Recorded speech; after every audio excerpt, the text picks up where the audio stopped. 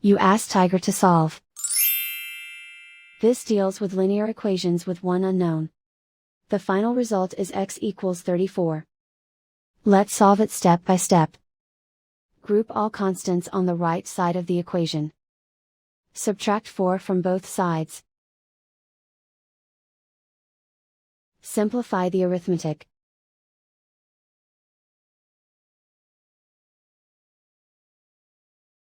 Isolate the x. Divide both sides by 2. Simplify the fraction. Find the greatest common factor of the numerator and denominator.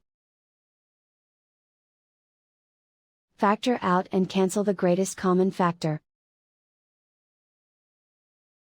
And so the final result is x equals 34.